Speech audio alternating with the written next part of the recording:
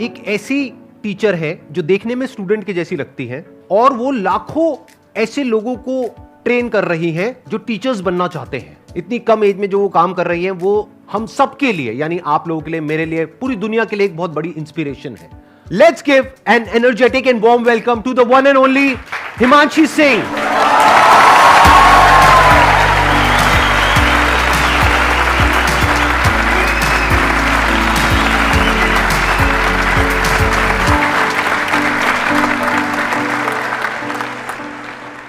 आपने 6 साल पहले अपना YouTube चैनल शुरू किया था लेट्स लर्न के नाम से। इनफैक्ट ये नाम ही कितना कमाल का है, यानी ये सिर्फ सिखा नहीं रही हैं, सीख भी रही हैं। इनके लाखों सब्सक्राइबर्स हैं और करोड़ों व्यूज हैं इनके चैनल पे, यानी कि लाखों लोग इनको देख करके टीचर्स बन गए हैं।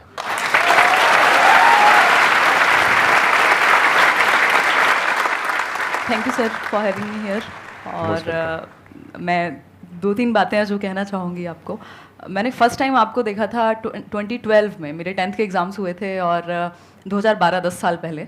उसके बाद मैंने आपका द अनस्टॉपेबल अटेंड किया था जो आपके बर्थडे पे हुआ था 27th आपने लाइव अटेंड किया था? राइट। ओह, मेरे को नहीं पता था, मतलब यू वर इन द आप त्यागराज स्टेडियम में वहाँ पे जो हुआ था वहाँ पर थे आप? बिल्कुल। आज सुबह मेरी सिस्टर ने भी यही कहा मुझे, 3 बजे हम मैसेज पे बात कर रहे थे, थोड़ा मैं काम कर रही थी, कि शी सेड के अच्छे से करना। और last time I heard Sandeep Maheshwari was in Tyagraj with you, और नेक्स्ट टाइम भी मैं जब उनको देखूंगी, वो एक्चुअली यूट्यूब नहीं देखती हैं, बहुत कम देखते हैं, तो तेरे साथ ही देखूंगी, तो वीडियो का मेरे को इंतजार रहेगा। तो मतलब मुझे भी थोड़ा सा अच्छा लगा, वो टाइम बिल्कुल याद आया। आपने 2 बच्चों की स्टोरी सुनाई थी और यू सेड के उसको पता नहीं था कि वो कर नहीं सकता, ये उसे नहीं पता था। मतलब वो बहुत एक अपने आप में इंस्पिरेशनल था। मतलब मेरी लाइफ में ये चीज़ रहती है कि मेरी टीम में भी कोई बोलता है कि नहीं हो सकता या नहीं है, मैंने कहा नहीं क्यों बोलते हो, छूटते ही थोड़ा देखो, हो जाएगा, तरीका तो होगा ही। तो बहुत इंस्पायर किया आपने सर। जो मुझे बहुत अच्छी क्वालिटी लगती है आपकी, थोड़ा सा बुद्धिजीवी होते हैं लोग तो टाइम के साथ उनको लगता है थोड़ा मुश्किल दो कुछ, मतलब भारी बातें, भारी किताबें या कुछ, आप बहुत ही मुश्किल बात को भी बहुत आसानी से समझा देते हैं सबको। वो मुझे बहुत अच्छी क्वालिटी लगती है आपकी कि आप बहुत सिंपल तरीके से समझा देते हैं। Thank you so much. अब हम क्वेश्चन आंसर शुरू करें। मैम मेरा क्वेश्चन, पहले मैं बेस बताती हूँ कि मैं ऐसा क्यों पूछ रही हूँ, because I am also budding educational YouTuber like you are an inspiration to me. And मैं कल आप ही की वीडियो देख के आई हूँ जो अमन धतरवाल सर ने आपका इंटरव्यू लिया था, एंड मतलब okay, I am excited. So the question is कि every YouTuber starts as a one man army, single handedly हम सब कुछ करते हैं, बट एक पॉइंट आता है जब you have to build a team, तो मुझे वो प्रोसेस समझना है that how does it happen, क्योंकि एकदम से आप पूरा एक लार्ज स्केल प्रोडक्शन, एक टीम नहीं ले सकते। सो वो स्टेप बाय स्टेप कैसे किया जाए फॉर एवरी बडिंग यूट्यूबर या जो भी स्टार्ट करना चाह रहे हैं उनके लिए कोई गाइडेंस? बेसिकली इसके ना 2 तरीके हैं, या तो आप खुद से टीम बिल्ड करें, एक बड़ी सी टीम जो आप कह रहे हैं, या फिर आप किसी के साथ कोलैबोरेट कर लें एक लेवल के बाद। क्योंकि अगर आप टीचर हैं तो वो थोड़ा सा एक टाइम पे वो फ्रिक्शन क्रिएट होगा, लोग आएंगे, वो फिर उनको ऑफर देंगे जिनको आप सिखा रहे हैं या जिनके साथ आप जुड़े हुए हैं, एक टाइम पे वो टूट के चले जाएंगे कहीं और, तो वो सब होता है। वो बहुत बड़ी अपने आप में एक पॉलिटिक्स जैसा ही है। तो अगर आपकी पर्सनैलिटी वैसी नहीं है, मतलब मैं पर्सनली मानती हूँ मेरी वैसी नहीं है, तो उस केस में आप कोलैबोरेट कर सकते हो। बाकी इंडिविजुअली बहुत कुछ किया जा सकता है। मुझे याद है 1.5 मिलियन तक भी मैं इवन टाइप भी खुद कर रही थी क्वेश्चंस, जबकि उस टाइम पे वीडियोस की भी ज़्यादा नंबर ऑफ वीडियोस बनते थे। तो अकेले भी बहुत कुछ किया जा सकता है, बट हाँ, एक टाइम के बाद आपको टीम बिल्ड करनी ही पड़ेगी। अभी भी ज़्यादा बड़ी टीम मेरी पर्सनल लेवल पे नहीं है, क्योंकि मैं शेयर होल्डर हूँ एक कंपनी में, तो वो या तो डेलीगेट होती हैं चीज़ें या फिर मैं खुद कर लेती हूँ। और उसका फ़ायदा है क्योंकि मैंने एक चीज़ खुद से स्क्रैच से की है, तो अभी भी जैसे मेरी टीम में भी कोई नया इंसान आया, वो कहेगा दीदी ये नहीं होगा, ऐसे नहीं होगा। मैंने कहा यार कैसे नहीं होगा, मतलब करके देखो ना, मुझे पता है कि कैसे चीज़ें बिल्ड हुई हैं। इन्होंने एक बहुत अच्छी बात कही है कि क्या होता है कि जब आप खुद एक काम को कर लेते हैं ना, जैसे इन्होंने 1.5 मिलियन तक खुद सब कुछ किया, तो अब अगर ये आगे टीम बिल्ड करेंगी तो उनसे अच्छे से काम करवा सकती है। और जब वो काम एक लेवल पे आ जाए जब आप उसको खुद नहीं संभाल पा रहे हैं, तब आप टीम को इन्वॉल्व कर सकते हैं और उनके लिए भी एक विन विन सिचुएशन क्रिएट कर सकते हैं, ताकि वो रिटेन भी हो, नहीं तो वो छोड़ करके चले जाएंगे। और प्लस आपको खुद को आता होगा तो उनको ये भी लगेगा कि उनको आपसे भी कुछ सीखने को मिल रहा है। जैसे आई एम श्योर इनके साथ में जो भी टीम मेंबर्स जुड़े होंगे उनको ये फीलिंग आती होगी कि हमको कितना कुछ सीखने को मिल रहा है यहाँ पे रोज, इनसे कुछ नया नया। तो ये एक बहुत बड़ी मोटिवेशन होती है। सिर्फ पैसे से आप किसी को नहीं रोक सकते हैं, उसकी ग्रोथ भी होनी चाहिए। वो ग्रोथ तब हो पाएगी जब आपकी खुद की ग्रोथ एक लेवल पे हो चुकी होगी।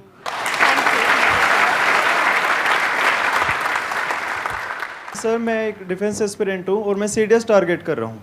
तो सर प्रॉब्लम है कि अब सीडीएस मैं टारगेट कर रहा हूँ तो 2 केसेस हो सकते हैं, या तो एग्ज़ाम क्लियर होगा या फिर नहीं होगा? अगर नहीं होता है तो मैं बैकअप रखता हूँ, जैसे दिल्ली पुलिस सब इंस्पेक्टर या कोई भी गवर्नमेंट जॉब। तो मैम अब मैं क्या करूँ? या तो CDSE सिर्फ टारगेट करूँ एक एग्ज़ाम, या फिर सारे में एग्जाम्स टारगेट करता चलूँ कि नहीं दिल्ली पुलिस भी देखूंगा, मैं CGL भी देखूंगा?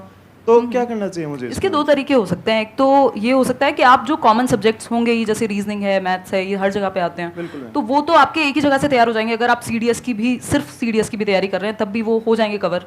कुछ चीज़ें अलग होंगी। तो मुझे लगता है कि अगर आपके जो कॉमन सब्जेक्ट्स हैं उनको आप पैरेलली प्रिपेयर कर रहे हैं, और एक टाइम के बाद आपको लगता है पहले आप CDS पे ही फोकस रखिए, उसके बाद आपको लगता है कि CDS एक लेवल का तैयार है, तो जो बाकी एग्जाम्स भी, क्योंकि ऐसा नहीं है ना, हमारे हाथ में नहीं है कंट्रोल के कब आएगा एग्जाम कौन सा, तो हम फिल तो सारे ही करेंगे, एटलीस्ट जो सेम कैटेगरी में हैं, आसपास के हैं।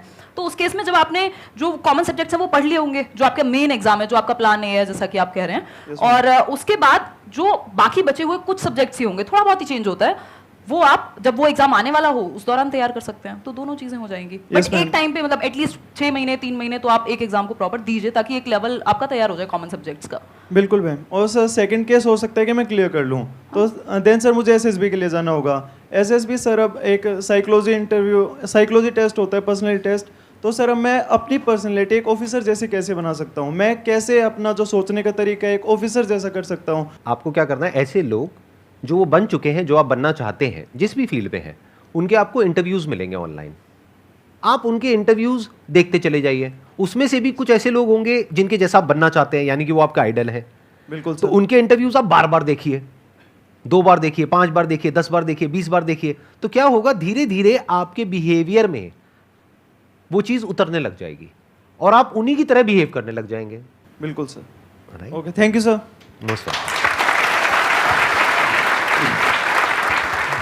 Sandeep sir, I would really like to say one thing. Thank you to you and your team members. हर किसी के लाइफ में अलग हार्डशिप्स रहते हैं, इमोशनल ट्रोल हो जाता है, मतलब लगता है कि यार सामने वाले को आप कितना समझाओ नहीं समझ रहा है, तो फिर खुद के अंदर लगता है कि कहीं हम ही तो गलत नहीं है। आपकी क्या, मेरी भी बहुत ट्रोलिंग होती है।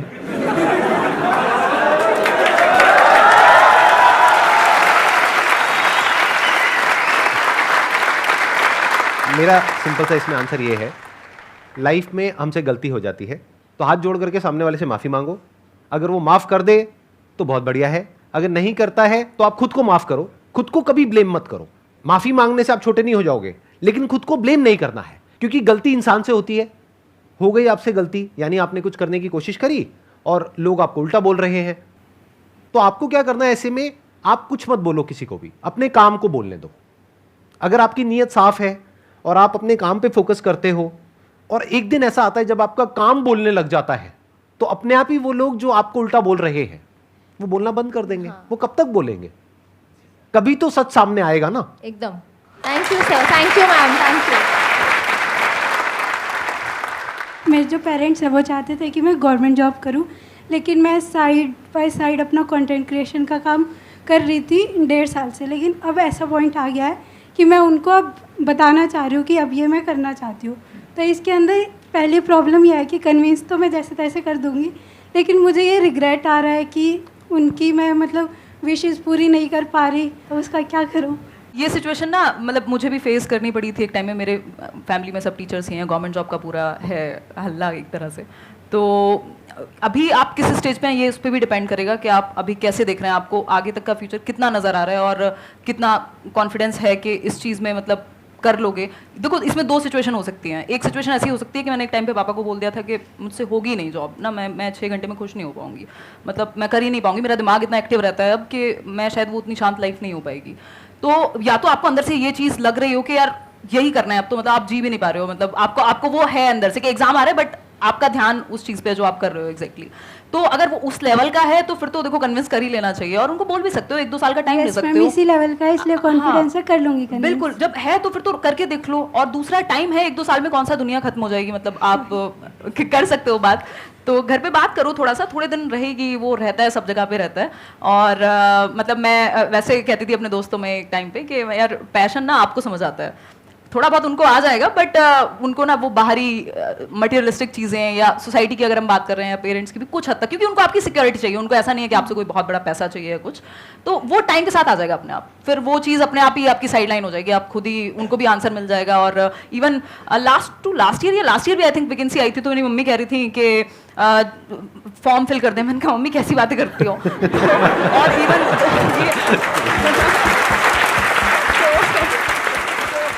और मैं आपको एक चीज और बता देता हूँ जो आप में से बहुत सारे लोगों को पता नहीं होगी, लेकिन मेरे को पता है। यहाँ पर कोई गेस्ट आते हैं तो मैं पूरी रिसर्च करता हूँ उनके ऊपर। तो मैंने आपका एक दूसरा चैनल भी देखा है, एक तो आपका लेट्स लर्न वाला है, एक आपका व्लॉग्स वाला चैनल है। तो मैंने व्लॉग्स वाले चैनल में देखा अभी रिसेंटली आपने ऑडी परचेज करी है, if I am not wrong, उसके बाद भी आप समझ पा रही है ना? हाँ, तो इसलिए थोड़ा रिलैक्स रहिए, घर वालों को धीरे धीरे समझ आएगा। जब आपके पास 2-4 प्राइवेट जेट आ जाएंगे तब हो सकता है वो आपको भूलना बंद कर देंगे। तब तक सुनते रहिए, आराम से सुनते रहिए। साइड में आप तो है मोटिवेट करने को, जब साइड में मैं तो हुई, मैं तो साइड में ही।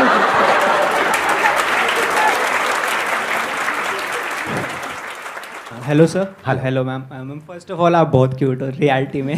थैंक यू मैम एक्चुअली मेरा सीटेट से कोई लेना देना नहीं है, मेरा कुछ नहीं, मैं सिविल सर्विस एस्पिरेंट हूँ और एलएलबी कर रहा हूँ साथ में, बट स्टिल मैं आपकी सारी वीडियोस देखता हूँ, संडे वार्ता से लेके व्लॉग्स वगैरह सब, मैम बहुत इंस्पिरेशन लगता है। मैम एक्चुअली मेरा क्वेश्चन ये था कि मैं सिविल सर्विस की प्रिपरेशन कर रहा हूँ, फर्स्ट अटैम्प्ट दे भी चुका हूँ बट नहीं हुआ था क्लियर, फिर साथ में मैंने एलएलबी ले लिया DU से, तो मेरे को लगा था कि मतलब बिजी रहना है, अपने आप को बिजी रखना है, नॉलेज गेन करनी है, तो मैंने इतनी चीज़ें मतलब ऐसे वो कर लिया, एक रायता फैला, ऐसे कह सकते हैं रायता सा फैल गया है, बट अब वो फोकस नहीं हो पाता है, वही इंस्टाग्राम पे रील स्क्रॉल कर रहे हैं। बेसिकली अगर वो मोटिवेशन कहा भी जाता है, जैसे मैं एजुकेशनल साइकोलॉजी भी डिस्कस करती हूँ कि नीड से आता है, तो अगर आपकी नीड वो वाली सच में बड़ी है तो आप तरीके ढूंढ लेंगे, वो मैनेज कर लेंगे। मतलब ऐसा नहीं है कि नहीं हो सकता है या किया नहीं है लोगों ने। मेरे खुद के कुछ फ्रेंड्स हैं जिन लोगों ने सेम जो आप बता रहे हैं वही सिनेरियो रहा है, हालांकि इंडिविजुअल डिफरेंसेस हैं, कंपेयर नहीं कर सकते, बट ऐसा नहीं है कि नहीं किया जा सकता।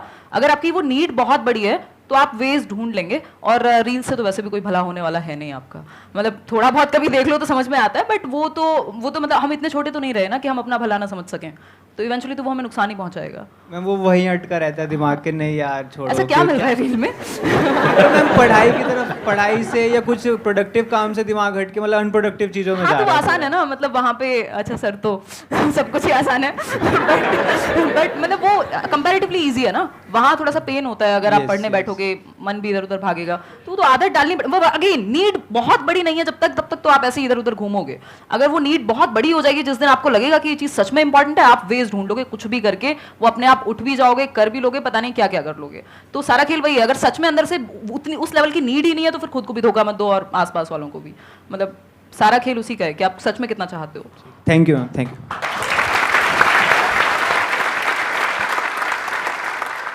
मेरे साथ ये हैबिट है एक तरफ से कि मैं अगर कोई पर्टिकुलर डेस्टिनेशन पे हूँ, कोई जॉब अगर मैं कर रही हूँ, कोई मैं डेजिग्नेशन कर रही हूँ अभी, तो मैं उसको ना ज़्यादा देर तक मैं कैरी नहीं कर पाती, मेरा इंटरेस्ट ख़त्म हो जाता है बहुत ही ज़्यादा जल्दी। जो कि मेरे फ्रेंड्स कहते हैं तुझे चीज़ों को कैरी करना चाहिए, और मेरे पेरेंट्स भी इस चीज़ को लेकर मुझे काफ़ी कहते हैं तेरा काफ़ी रिसेंटली मैंने भी CA के लिए अटैम्प्ट किया था, फिर मेरा दिमाग मतलब हट गया, वहाँ से प्रॉपर डाइवर्ट हो गया, फिर मैंने कस्टमर सपोर्ट ज्वाइन कर लिया, तो मेरा इंटरेस्ट बहुत जल्दी लॉस हो जाता है, और इसकी वजह से मुझे काफ़ी ज़्यादा प्रॉब्लम्स भी फेस करनी पड़ रही है, क्योंकि मेरा करियर एक तरफ से रुक गया है, हर जगह मैंने हाथ मार लिया और कुछ भी नहीं है मेरे पास अभी।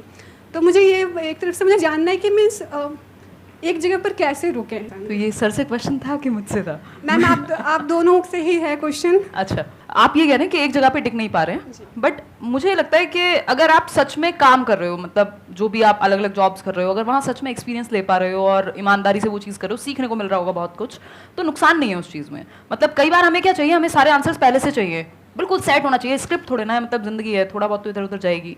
तो अगर आप सच में काम कर रहे हो, चिंता तब होनी चाहिए। अभी मेरे पास एक टीम मेंबर हैं, तो वो कल परसों कहने लगे कि दीदी मुझे ना इस बात की टेंशन हो रही है, किसी ने मेरे से पूछ लिया कि फ्यूचर का क्या है या क्या सोचा है। तो मैंने कहा तुम्हें इस बात की टेंशन क्यों है? टेंशन उन लोगों को होनी चाहिए जो कुछ नहीं कर रहे हैं। तुम यार मेरे सामने बैठे हुए हो, मेहनत करते हो, इतने मेहनती हो, 4 चीजें सीखते हो, फिर किस बात की टेंशन है? ग्रोथ तो हो ही रही है ना। तो जब कुछ ना कुछ कर ही रहे हो तो फिर नुकसान तो नहीं होने वाला, एटलीस्ट कुछ ना कुछ तो कर ही लोगे, मतलब वो सीख तो रहे हो ना एटलीस्ट। तो वो सीखना इंपॉर्टेंट है। अगर आपको अभी नहीं मिल रहा जवाब के एग्जैक्टली क्या करना है, मिल जाएगा, बट प्रोडक्टिव अगर आप हो, सच में कुछ कर रहे हो मेहनत से, तो इवेंचुअली सही दिशा ही होगी। ऐसा नहीं है कि कोई कि मतलब आप गलत जगह पे जा रहे हो। वो प्रॉब्लम तब है जब आप बैठ के डे ड्रीमिंग कर रहे हो। अनटिल अनलेस आप काम कर रहे हो तो फिर तो कुछ ना कुछ तो सीख ही रहे हो। एक है कि मैं क्या करना चाहता हूं या चाहती हूं, एक है प्रैक्टिकली आपको ये देखना होगा कि आप किस काम में एक्चुअल में अच्छे हो। जैसे अभी आपने बोला कस्टमर सपोर्ट डिवीजन में आप हो, तो कस्टमर सपोर्ट से क्या कनेक्ट होता है? सेल्स। और सेल्स में इतना पोटेंशियल है जिसकी कोई हद नहीं है। हो सकता है मैं आपसे पूछूंगा आप क्या करना चाहते हैं, आप कहेंगे मैं सिंगर बनना चाहती हूँ, मैं डांसर बनना चाहती हूँ, मैं ये बनना चाहती हूँ, मैं वो बनना चाहती हूँ। उसको छोड़ दीजिए। आप ये देखिए कि आप एक्चुअल में किस काम को करने में अच्छे हैं, जहां पे आपको रिजल्ट अच्छा मिलता है, जहां पे आपको एप्रिसिएशन मिलता है, जहां पे आपको ये लगता है कि हाँ मैं इस काम को कर सकती हूं।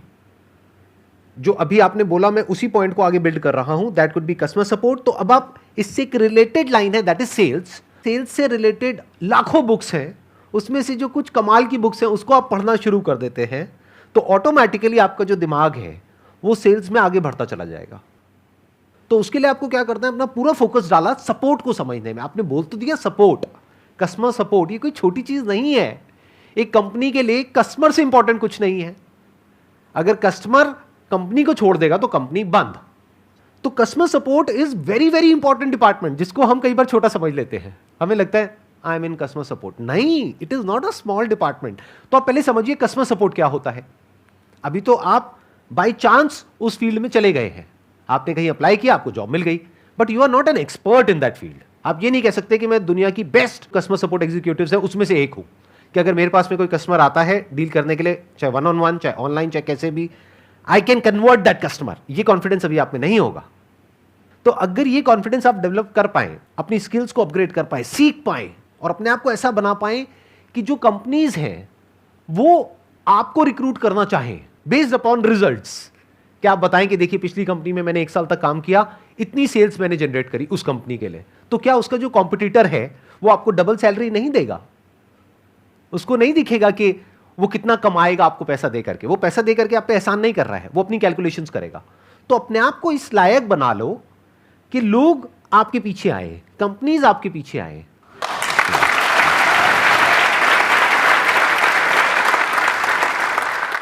Ma'am, as you said that you used to live near a village type area and you started at a very young age. Right. So I want you to share the both supportive and unsupportive sides of the society. जो आपका ये question है कि supportive और unsupportive, जैसे ही हम जो traditional ways नहीं हैं, जो थोड़ा सा हटके हैं, आउट ऑफ द बॉक्स चीज़ें हैं या अभी उतना कॉमन नहीं है, उन चीज़ों में जाते हैं तो कई बार लोगों को समझ ही नहीं आता। इवन मैं अभी कुछ टाइम पहले अपनी नानी से मिलने गई थी, तो वो 90+ ईयर्स की हैं, तो मुझे पता नहीं कितना टाइम लगा उनको समझाने में कि मैं क्या करती हूँ, और उनको कितना ही समझ आया होगा अभी भी मुझे पता नहीं है। तो बेसिकली इस तरह की चीज़ें ना समझने में ईजी नहीं होती, स्पेशली अब हमसे पहली जनरेशन के लिए या जो जनरल परसेप्शन चल रहा है सोसाइटी में उनके लिए। बट कुछ कुछ चीज़ें अपने आप समझ आएंगी टाइम के साथ। मतलब वो टाइम को जवाब देने दीजिए। आपको अगर सच में इंटरेस्ट है और आप उस चीज़ को करने में खुश हैं, आप सीख रहे हैं और एक हर दिन एक नया चैलेंज है और आपको लग रहा है कि आपकी ग्रोथ हो रही है और आपको पता है कि यहाँ तक का रास्ता दिखा है, क्योंकि ये ऐसी चीज़ थी जहाँ पे मुझे पता नहीं था कि ये करियर भी हो सकता है। इवन मैंने जिस दिन फर्स्ट वीडियो डाला मुझे नहीं पता था मोनेटाइजेशन जैसी कोई चीज़ होती है, वो वीडियो कैसे डालते हैं वो भी मैंने सर्च करके ही डाला था। तो उस केस में वो आप जहाँ तक का रास्ता दिख रहा है उतना एटलीस्ट उस चीज़ पे फोकस करो और देखो आपकी फील्ड में कुछ लोग अगर हैं, तो अब तो है ही एटलीस्ट इस तरह की चीज़ों में, तो आप उनको देख के भी सीख सकते हो कि क्या अपर लिमिट है या फिर मतलब किस तरह से आप चीज़ें करोगे। तो सपोर्टिव और अनसपोर्टिव, कई बार जो लोग आपके क्लोज मतलब सर्कल में है, जो फैमिली है, तो उनको पता है यार ये रात को मेहनत करती है। उस टाइम पे आवाज़ आती थी दिन में, तो मैं रात को रिकॉर्ड करती थी रूम बंद करके ताकि सब सो रहे हैं। तो वो उनको समझ में आएगा कि यार ये मेहनत कर रही है और ये सच में या कर रहा है, सच में ये चीज़ में इंटरेस्टेड है, तो वो कुछ हद तक आपको सपोर्ट करेंगे।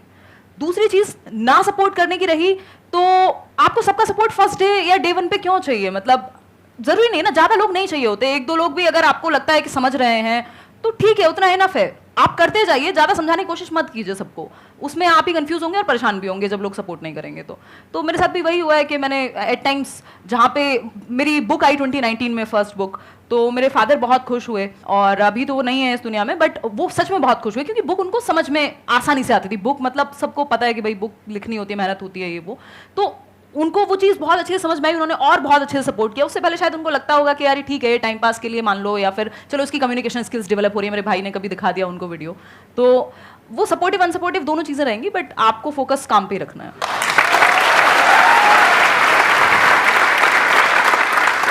मेरे अंदर से सही में एक क्वेश्चन आ रहा है आपके लिए, मैं पूछ सकता हूँ बिल्कुल आपसे सर, बिल्कुल। कि इतनी कम एज में इतनी मेच्योरिटी आई कहाँ से आपके अंदर?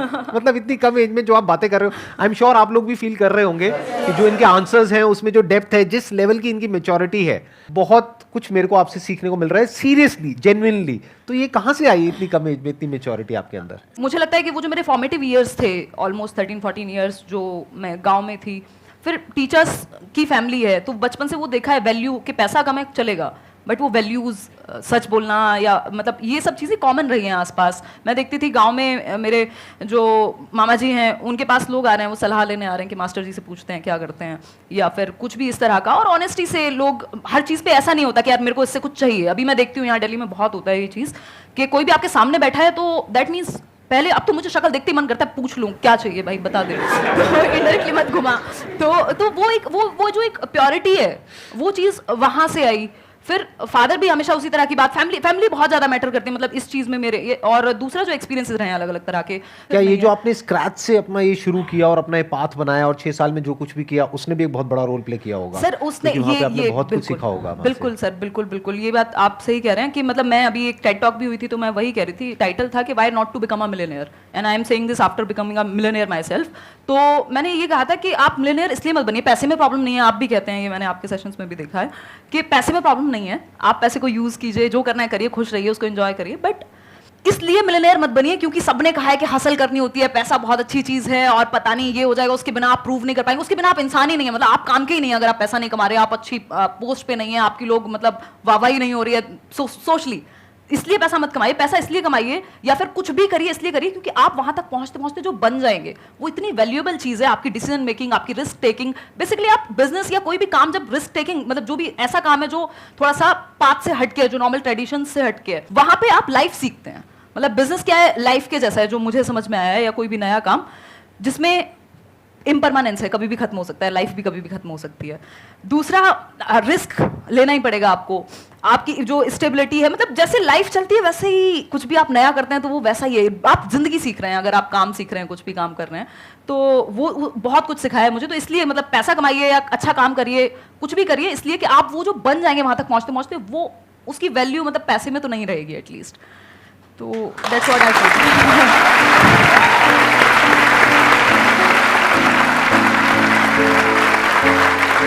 एक टोकन ऑफ एप्रिसिएशन है, आप इतनी दूर से आए हमारे लिए टाइम निकाल करके, this is a thank you for you from our entire family and our entire team.